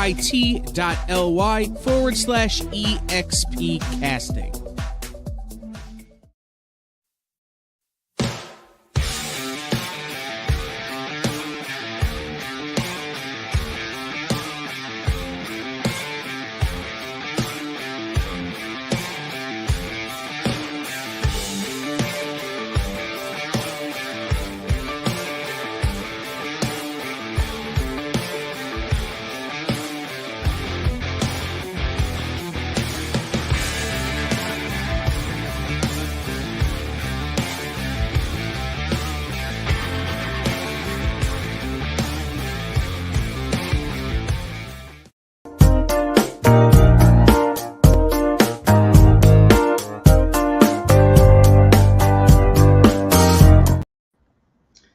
And we're back. Welcome back to Sketch Up on the Experience. We're here with you, Charlie Stickney, who puts out White Ash and Galarian. We want to take a look at the Kickstarter itself there, and I've asked JD to bring that up. So let's see, you've got 12 days left, and I can't really see that one. Can you read that one? Okay, Mel here. Okay, it's at 56,000 Woohoo! already. 12 days to go, and that is a testament to uh, how Charlie runs his campaign and the kind of story content that he's putting out there. Let's take a look at what you have in this Kickstarter. Okay. And you said this was a hardcover. Yes, 100-page hardcover with there's 3 different dust jackets that you can get on the book, and end pages. It's a beautiful high-end book we're creating. Yeah. And okay, that's some of the pages there. Yeah, so there's 8 different stories, and we have pages from each artist. So Morinelli's cover. Oh, okay. Nice. Connor Hughes cover. I like that. I like the cover. It tells a story. That's the speech bubble one. Yeah. Yes. Yeah. What did she say? Like, oh, Nate. Basically, she killed the wrong monster. Yeah. I love it. Okay. And like, in all credit to Connor, that was actually his idea for a gag. I was like, yeah, that sounds great. Go for it. Nice. I want to see more stuff like that. That kind of brings brings the fun back to comics. Right? I remember like reading the DC covers. It was like a little bit confusing because you'd read the cover like back in the 60s and the 70s, right? And it had not that much to do with the actual story, and that was a kind of weird at the time. But I still picked it up and read it. I still liked it. It was kind of hilarious at that time. So what cons are you going to be hitting this year, Charlie? So I will be at WonderCon in a couple of weeks with both of you, which I'm very excited for. I'm actually a guest at Comic-Con Revolution Ontario. Oh, very nice. Will be fun. Have you been to that one before? Yeah, we've been there several times already. And right now we're not confirmed for that show, so I'm waiting. Oh, that's right. We saw you there last year. What am I thinking? That's where we were having a conversation about recoloring the book. Yeah. Yes. Yeah. Okay, there you go. And then I will be at San Diego. Okay. Which I'm always excited to have space at San Diego. And then right now, the only other convention I have is Los Angeles Comic-Con towards the end of the year, where I'll have I have a big booth there, about a 10 by 20. I like to set up. Nice. Yeah. We saw you there too. And said, it was an impressive setup, and nice to see you display all your books there. We also saw you in San Diego because you were right next to. Yes, right next to you guys. Right next to Mog was doing a table appearance at God, man, for Nira. God, what's the publisher's name? I forget. I don't know. I forgot. But anyway, Thomas O'Herty is the guy, one of the guys. But gosh, for that. I'm blanking out. Well, I think they're going to be back again. Small Press L10 is where I am, and I think he is in L9. So if he has any of Mog's books left, maybe Mog will be back. Woo! Maybe, yeah. Nothing confirmed for us. We don't have anything confirmed for San Diego yet. So that is an opening for us. But we will be doing after WonderCon. Mog and I will be going to Gem State Comic Con. Never been there before, so we're looking forward to that in Boise, Idaho. We've heard some pretty good things there, so we're looking forward to that. Yeah. And then at the end of April 28th to the 30th, we'll be at Amazing Las Vegas. And that's our biggest setup that we're going to have this year. Last year, we were able to acquire 2 booths. So that was really a good change for us outside of being outside of Artist Alley. But this time, the promoter there was really impressed with what we had done. So instead of 2, now we'll have 4 booths. And I'll be bringing. That's huge. Last year we had 3 artists that was there, and so this time I'll have included with Mog. I will have a total of 6 artists there that'll be working that area in the front. So if you guys are in Las Vegas, come and check it out. That's going to be our biggest exhibition this year. When is that? That's in Amazing Las Vegas at the end of April, April 28th to the 30th. That might be one that might be worth for you to check out too. Yeah, if you're interested. Not this year, but maybe next year. Yeah, not too far away. Yeah. We can talk about that. You talk to me about that later, and I can tell you more about that as well. Mm. And then there's Comic-Con, Revolution, and then Phoenix Fan Fusion. Those are, they're on my list, but they're kind of like a tentative at this time. And there's more shows after that, but like LA Comic-Con will be at as well. And we'll see when that pops up there. But that's a schedule this year. And like I said, we're cutting back on the number of shows just so that we can like do more work. And because we're also, and Mog had talked to me about this during the break.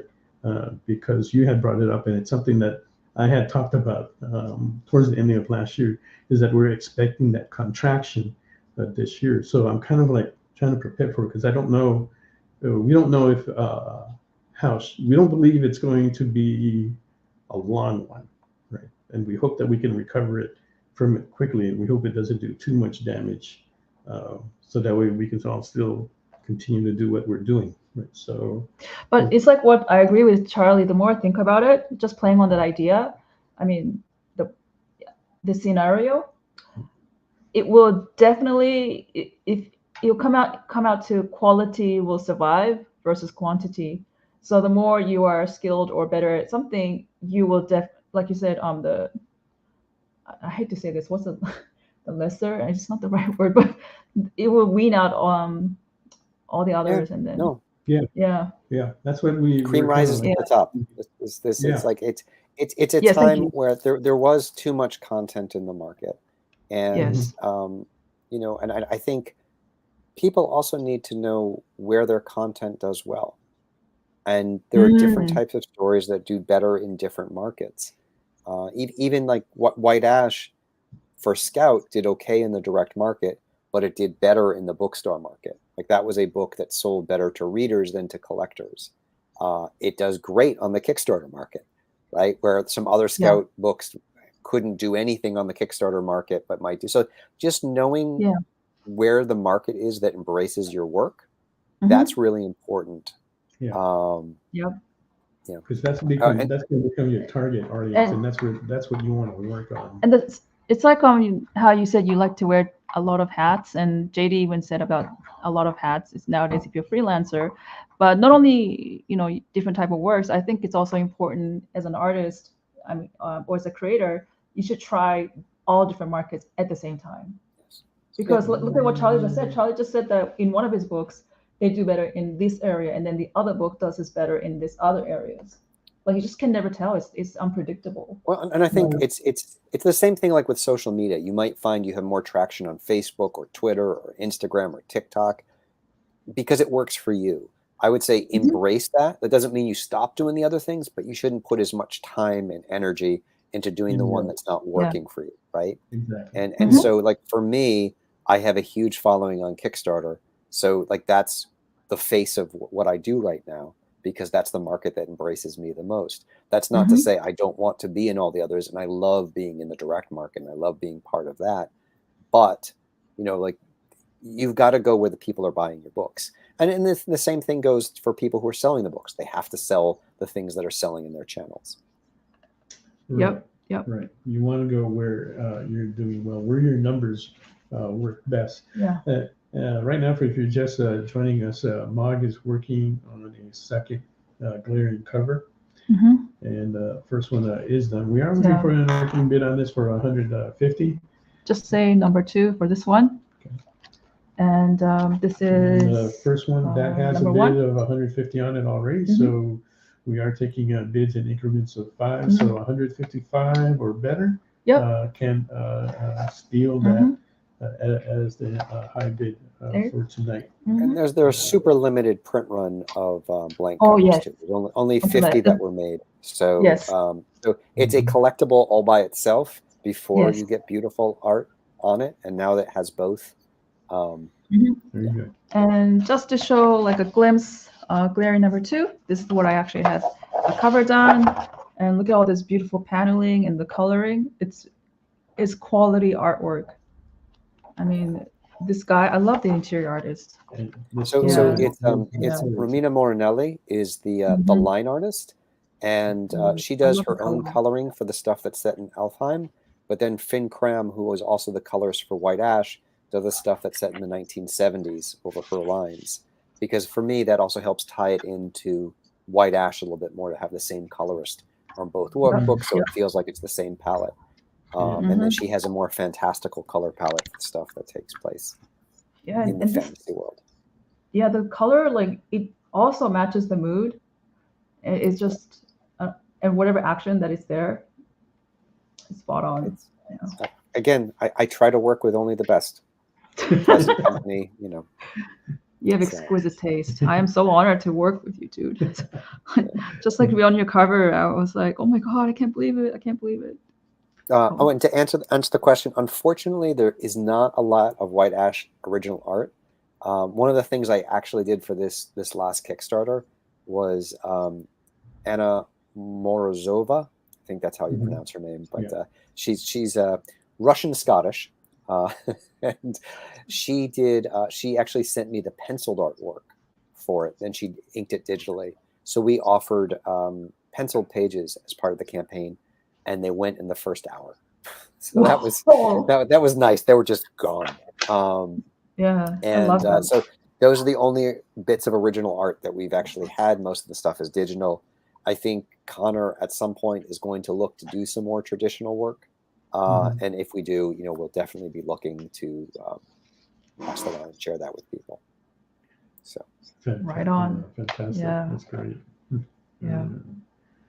And I'm just reading here. Oh, okay. He's just talking about Nick's. Yeah, if you haven't watched Nick Barucci's original art show at 7 p.m. Eastern time, that's tomorrow, actually. He puts out some incredible artwork and blows it out for cheap. Okay, we saw him do what was it? An original art pitch that's like 400 something, right?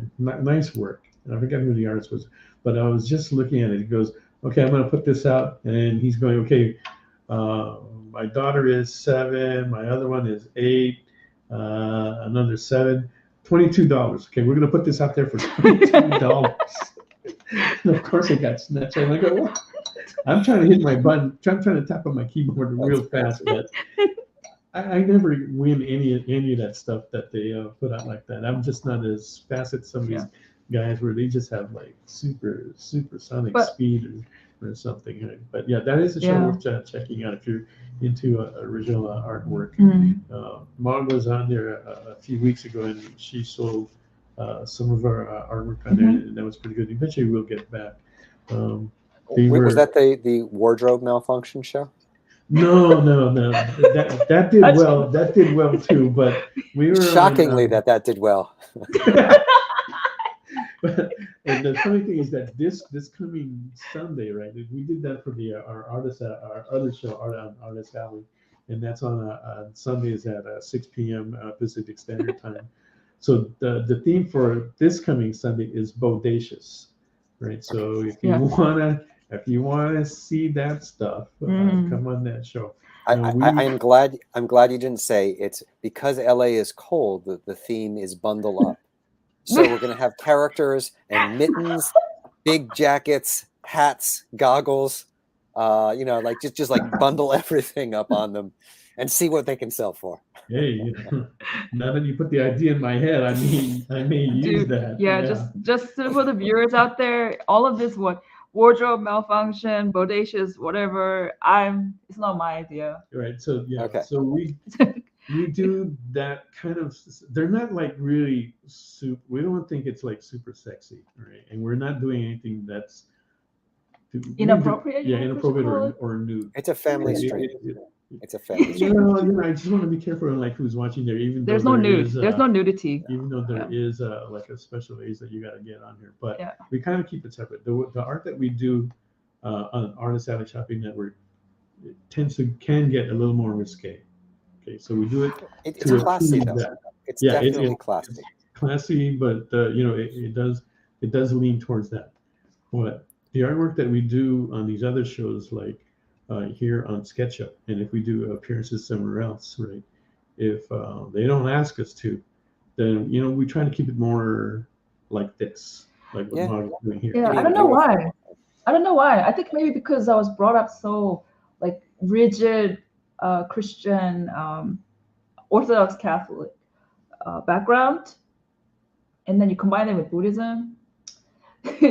I know, like anybody always asks, "Oh, do you want to do more erotic art or nudity?" I just say no. I just can't do it. It's very difficult for me. But the bundle up seems appealing to you.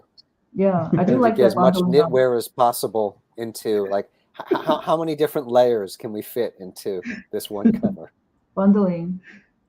Yeah, that's going to be interesting. Or hey, what about this? Famous comic characters wearing the other guy's costume. Outfits? It's a different type of cross-dressing. Thank you, cross-dressing. So instead of like, I don't know, for example, Magic and Rogue, they switched costumes, something like that. I mean, we know that the girls do that a lot. They'll have those nights that they'll spin over and they try each other's clothes and see how they look, and and maybe even share clothes. That we know that the girls do that. So actually, we no, girls don't do that. Especially sisters, they kill each other if they find out that you took my clothes. Well, in some cases like that, but we've seen it more where maybe the girls, friends. They are friends. Do guys do that? Do guys like when they are like brothers, you use each other's clothes and they get really angry at you? I think with guys, it's more you don't remember where your clothes are, and you pick them up off the floor. You're not sure if it's yours, it's your brother's. It's that thing you're putting on. Maybe it was like somebody who came over and slept over last week. Oh, look, it's a shirt. I've put it on. Guys in high school, they don't think about this stuff at all. No, that's not the kind of thing that we think about, right? But I know that my brothers didn't have a choice. They did wear my clothes because they were hand-me-downs, right? That's like the. What about underwear? Like, for example, if you grew up 3 siblings, is it communal when it comes to at least underwear? It's like everybody gets the same. Doesn't matter. Because mom can't like separately. Oh, this is Daniel's. This is Mel's. I mean, it's gonna be hard. Or this is Charlie's. Like, hey, when it comes to the underwear, it's all the same. Just you guys, it's communal. But the clothes, okay. In our house, we didn't share underwears, right? And those were not hand-me-downs either, because they just got worn out, right? So what my mom would do, she wouldn't throw them out right away. She ended up using them as rags to clean up around the house. My parents too. Like you wash it with Carl. Yeah, with the car. Especially guys, they used to do like really like 100% cotton, big square. Sorry, Charlie. Yeah. No. I'm with you. Like my mom grew up in the '70s, so it was all cloth diapers. Or I grew up in the '70s, so like my mom bundled me in cloth diapers, and all of those cloth diapers stayed around the house for another like 20 years as dust rags. I'm like, it wasn't until I was like 15 or 16. She was like, "Oh yeah, those used to be your diapers," and I'm like, "Oh."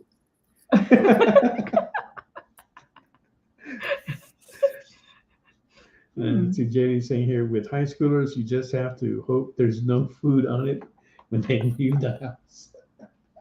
It's true. Yeah. Oh, did you always take a shower before you always wet your hair at least before you go to school, high school? No matter what, you had to style your hair. No. Never? Like you hair sticking out, all that? You're not embarrassed? Oh, we really have that problem. So I grew up in Maine where it was very cold. And like the hardest thing was you would take the shower, you would style your hair, and by the time you got to school, your hair would be frozen. Oh, because it was wet, and you go outside and there was no way you were putting a hat on. Yes. So like frozen hair, that was. Oh my God! You didn't catch a cold? I caught colds all the time. Oh, but you couldn't wear a hat. I mean, come on. Yeah. I kind of wear like 3 hats when I go out of the house. Yeah, me too. I never wore a hat when I was high school. Yeah, I was in Virginia and went through the winters. I think I went through like 6 winters over there before we moved to Hawaii. Hawaii has like a high humidity. Oh. Right? So it's like no matter what you do to your hair, right, it's gonna flop down anyway. So I didn't do anything to it. I just Sometimes I would wet it in the morning just to like keep it down, but most of the time not. And we'd always take a shower at night before we went to bed. It felt better that way, that you weren't like sticky and feeling dirty, right? So you could sleep better, get up, rinse your head, comb it back, and then go to school. Let's see, Stevie Bird writes, my all-time favorite racehorse's name is Audacious Tatas. For real? When the track announcer had to call really, that there was a race. horse really called Audacious Tata. I wouldn't doubt that at all. We used to watch horse racing and bet on the horses, right? And that's exactly what we were going to do. I was going to actually call it was Audacious Tatas, but I didn't want to be, go that far, so I just called it Bodacious. So I think JD is so nice. He's trying to like say, hey, don't forget, your bidding is only 4 minutes left for Mog. Oh, JD is so sweet. Yeah, so we got 4 minutes left. He's Like, beautiful covers. Yeah, we're looking for an opening bid on this one for 150. That is a deal. Bid on it for That is a deal. Yes. Yeah. It is a deal because if you see the price sheet that we'll be putting out in the shows, they're higher than this. Oh, yeah. Especially they're going to go quick. So if you, yeah. So I actually like this one. Yeah, remember how we were talking about? I think you know what. Also, this is what I found out. You can have the full spectrum, like full scale, like what this is called a full figure, like head to toe, and there's all this stuff, but it just doesn't have that like gut reaction versus something like this.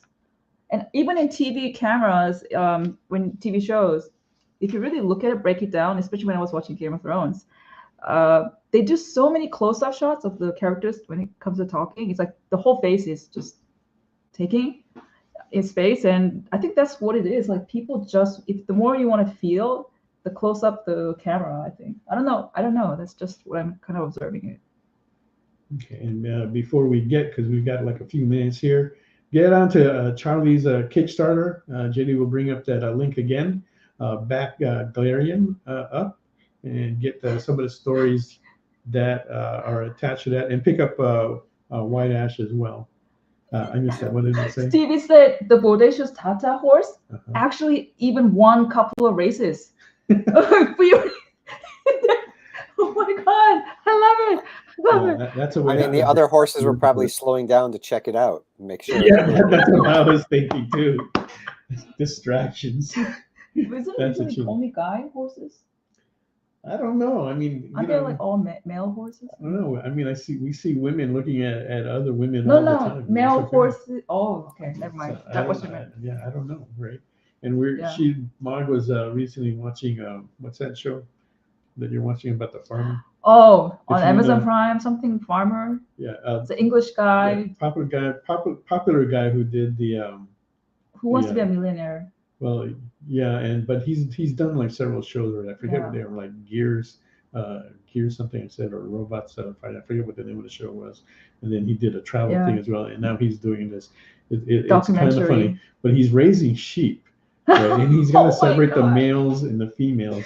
And he says, and they asked. He bought 78 females. Right, and he asked, well, will the females hump each other? And they go, yeah, on occasion that will happen. Not a lot, but very occasionally, very. So the women can. But the guys, if you put them together, yeah. But it was funny because 78 females for one male. Yeah. So, but gosh. he had two just in case there was a malfunction with the first. You got to cover your tracks. But in 2 to 3 days, or no, in 1 week, those two male sheep were able to inseminate all 78. Herd. Yeah, the whole herd. That is amazing. Actually, in 2 to 3 days. Right. Yeah. But check that show out if you want. It's good to leave on there. I was going to say, on that note, I'm glad that sheep procreation was on my top 10 things I was thinking we'd hit tonight, but I'm glad we knocked that one off. Yeah, sorry, Charlie. Sorry. No, it's good. Oh yeah. Sheep Up with Mog and I was Mel. just blown away. Oh yeah, Sheep Up. Funny, baby. Funny. Next week, Sheep Up with. Yeah. Yes. Anyway, I think it's 9 o'clock. Who won? And that was Yay! Yay! that was Robin who gets that. Woohoo! And then Mog Thank you, is working Robin. on a second one, which we'll This- show at the, I get to at the keep. cons. There you go. It's to show something at the con. And we want to thank Charlie for being Yes. with Thank us. you guys so much for having me. Thank you to the experience and for everyone who tuned in. And definitely want to have you back at Yes. some point in time again and catch up with the projects that you're doing. So again, once again, jump on that Mhm. Kickstarter. Link is in the comments. Back Galarian, Yes. Charlie's project, and Galarian. pick up White Ash too. Those are two incredible Yes. books that he's got, along with the Mhm.